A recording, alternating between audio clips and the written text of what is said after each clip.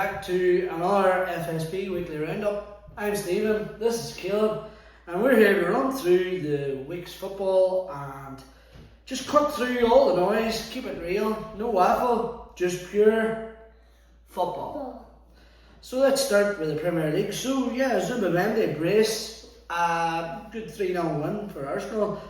First, the bad place. Grekos off the mark again. Semenu, or whatever way you pronounce him, for Bournemouth.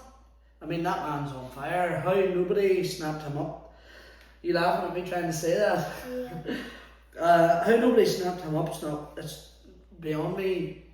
Palace 0-0 Sunderland, that's probably a better result for Sunderland, to be honest. They've come up and fair play to them. They're doing really, they're a really good side. They are. Fulham Leeds, not much to talk about other than Lenny Euro being on steroids.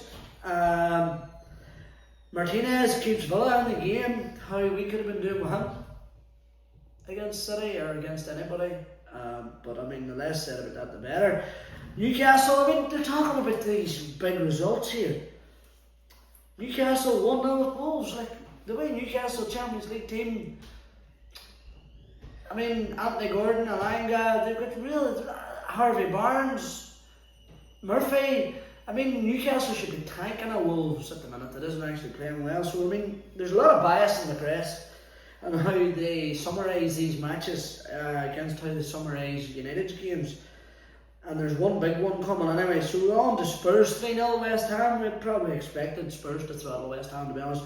Spurs, in my opinion, probably have hit the ground running the fastest out of all the pack, probably, that have changed managers. They're right there. They're playing really good football. Fair play to Thomas Frank.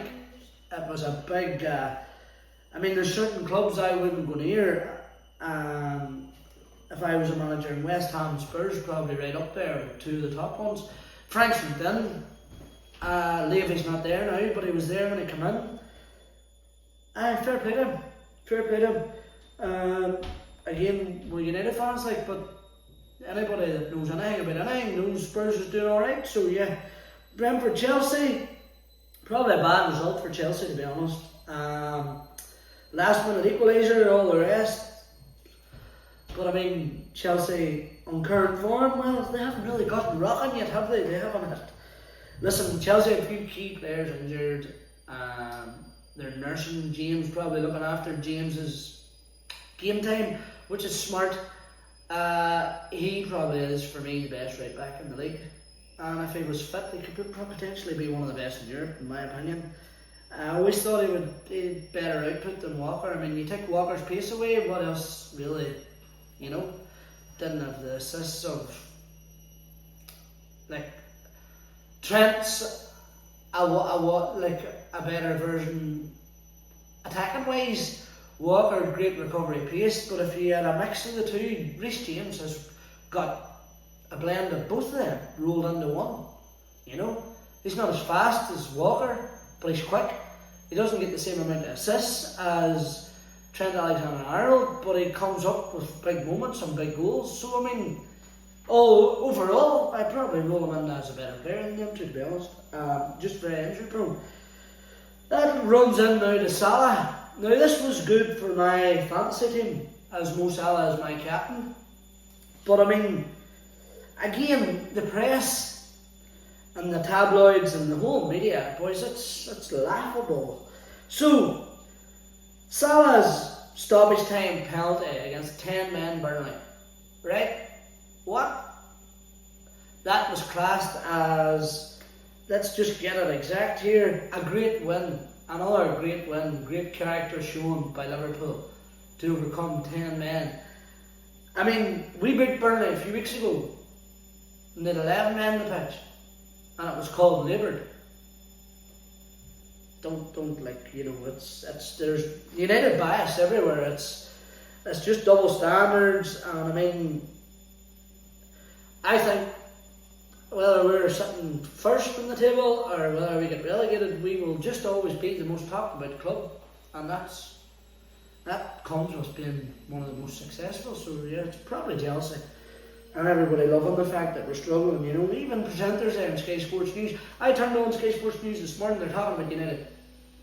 Like after a night of Champions League football, they're talking about Man United.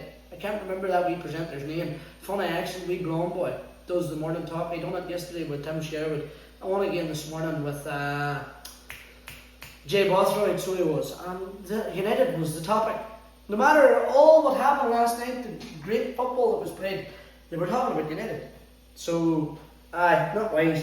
So that leaves us then with City, 3-0 kill. Wasn't a great day, was it? I mean, we didn't really deserve much. This man got pajamas. That man, Hal, you're right, son. I was just about Foden opener. Foden, good to see. Like, I mean, we are United fans, but it's good to see Phil Foden back again playing. Just unfortunate that he turned up against us. Doku's got wild potential. Reminds me of a nanny. It's in him. It is in him. It's in him. But he just sometimes maybe overplays it. I mean, on Sunday he was just unstoppable. He wasn't unstoppable. I think our system. I said it after the match, in the post-match reactions. Doku tucked in and we couldn't cope with it. Luke Shaw didn't want to tackle. Don't get me started on Luke Shaw. And I mean, Bruno let us run our goal for one of the goals, but I mean, you can't blame Bruno. Bruno's not a defensive midfielder. He's just not. We know he's not. So yeah, I mean, City's quality and we're still lacking. We know we are. We know we're lacking. So that runs us into the Champions League. Again, we're back into City. Haaland hits 50 goals. It's like, boys and girls, if Haaland keeps going at this rate, it's not wise. And see, to be honest, I don't care what anybody says about his link-up play. I don't. I really don't. See, a striker's paid to score goals. Not do Ronaldinho stuff in the middle of the park.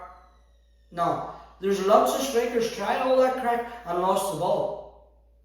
I want my striker to pop up at the big moments and put the ball in the net. And if you're backing anybody one-on-one with the keeper in world football, he's right up there, him and Harry Kane. You would put your mortgage on it that they're going to bury it. So I mean, what he's done in half the time, it's not wise. He's 50 goals, it's crazy. Fair play to him, and Foden assist again. And City cruised that one against Napoli. The man getting sent off, the captain, he should be ashamed of himself. Let his team down early in the game. I mean, that just changed it. And then they pulled De Bruyne off, and I mean, it was tactical. De Bruyne, I know he's old enough to know that there's nothing in that between him and Conte. Like, Conte will need De Bruyne this year, that's for sure. I mean, the captain, that's just a moment of stupidity, and if you're in that team and that happened, you'd be fuming when, you know, you need your big players on the pitch. Like, ultimately, no matter how big the occasion is, it's how you handle it.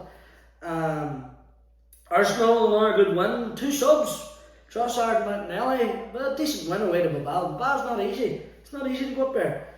Bad memories of that stadium, beautiful stadium, but yeah, Daddy was there, wasn't he, son? I was there on that fateful night against Spurs. Beautiful stadium, beautiful city, but just a bad result for me. PSV and Union SG, the young Belgium dream debut, 3-1 to Union. That takes us into Newcastle, Barcelona.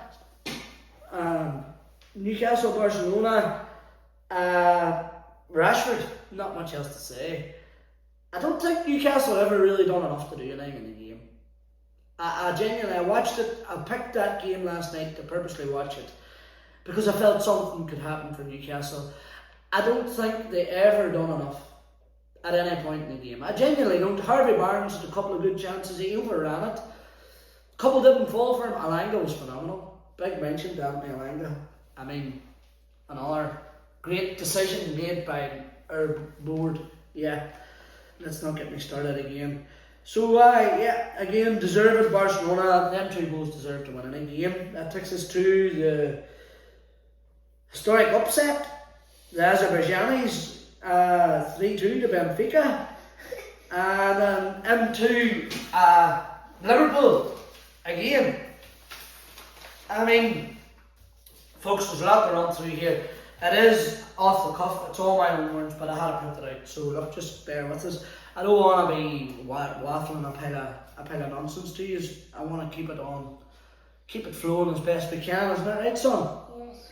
To get through it. So, a 92nd minute winner by Van Dijk, again labelled as a phenomenal win on a big night.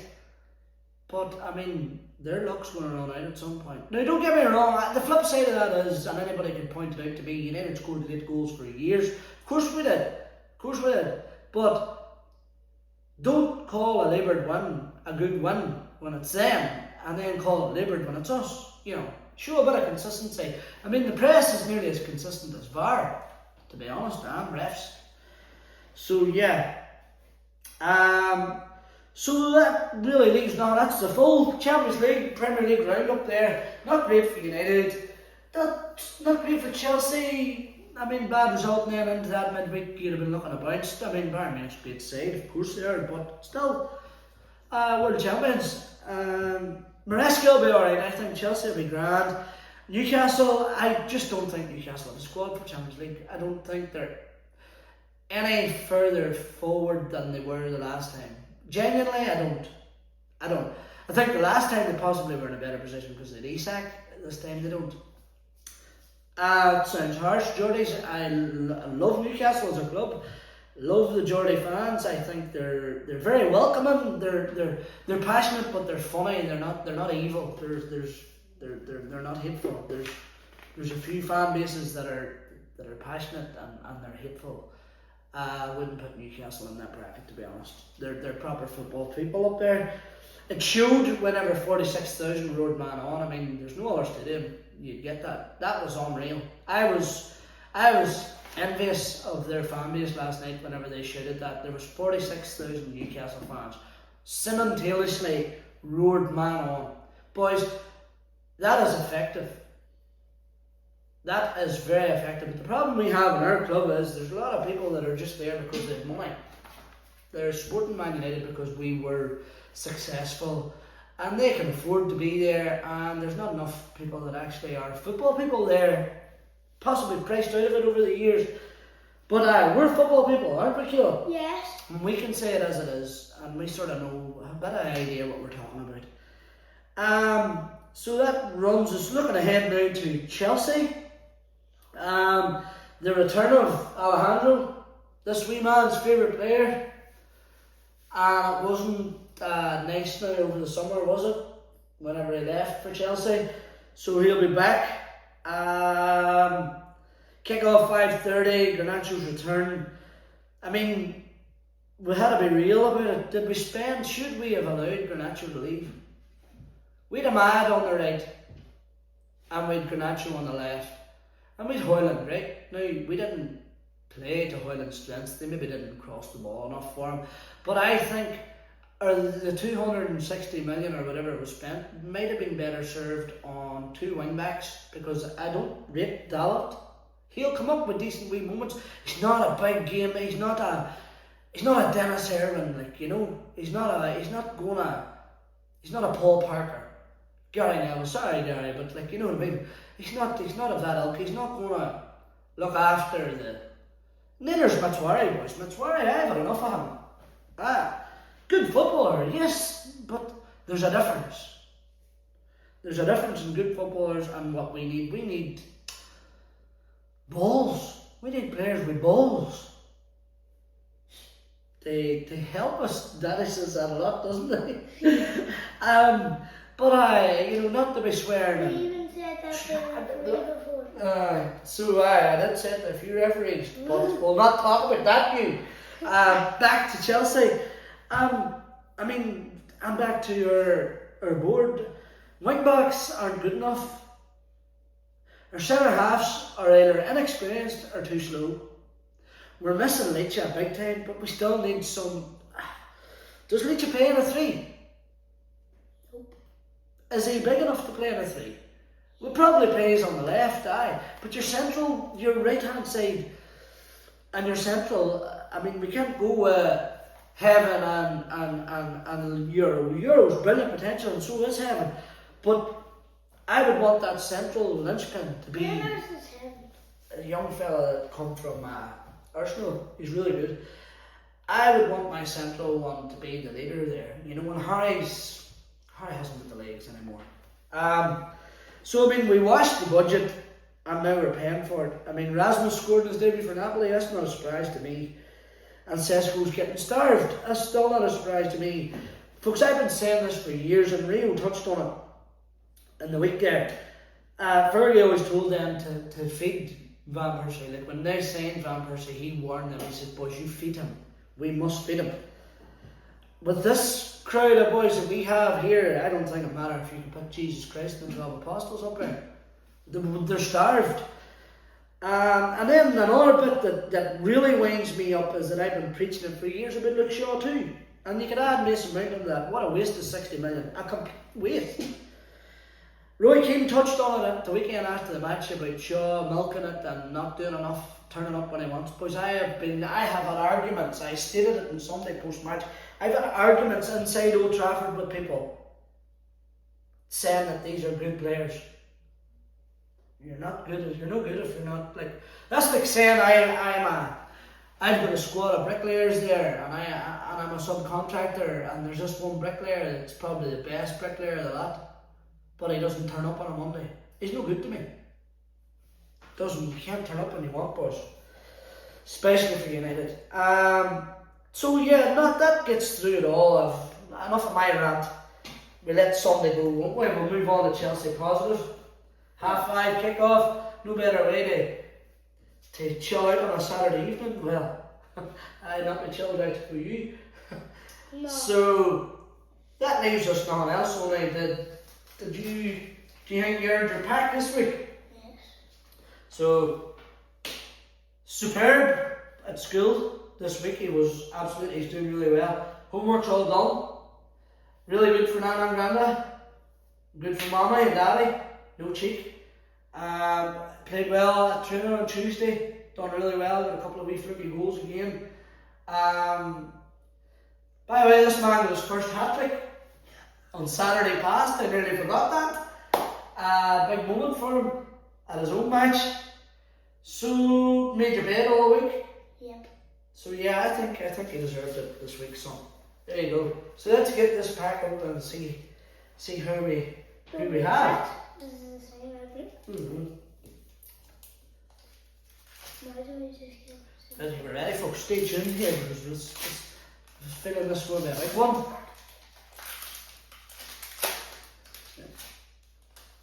You turn them around your hand. Turn them around your hand and hand them up to Daddy.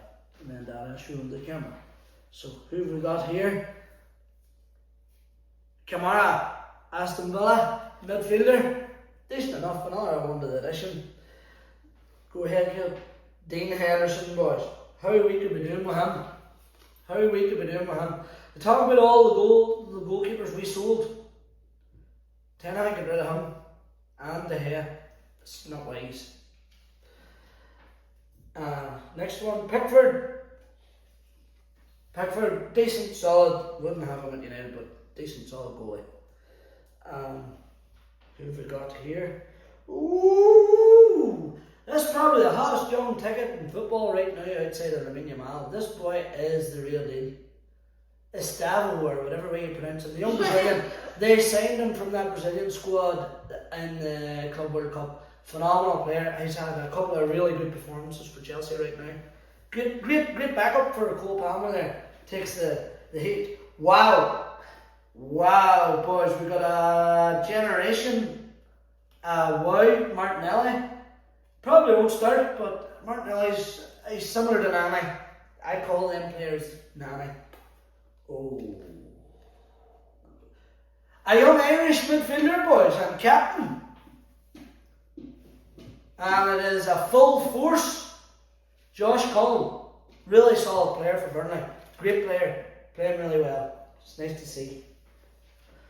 Boys, this pack's turning crazy. We've got a beast mode Chris Wood. Pulled me from the bottom of the table in my fantasy league last year right up to the middle. What a card. Decent player. Good striker. Again, striker's only as good as his service, boys. Who Who have I got? Lewis Cook, don't like him. Don't like him. Why? Plays for Bournemouth, I just don't like him. I don't like him. Harrison Armstrong, Everton, midfielder. Don't know enough about him. Who forgot? Is this the last one? Yep. Coyote, defender. Aye, for Brentford. Boys, that's a pretty good pack. Couple of specials. So, yes, guys, that's it for this week's weekly roundup and Caleb's pack. Stay tuned over the weekend now, because tomorrow, you know, we've got the pre-match ritual and the post-match reactions. And remember, leave your comments below and subscribe to follow us on this crazy journey of being a Manchester United fan. It's not easy. Stay safe and keep on. Bye.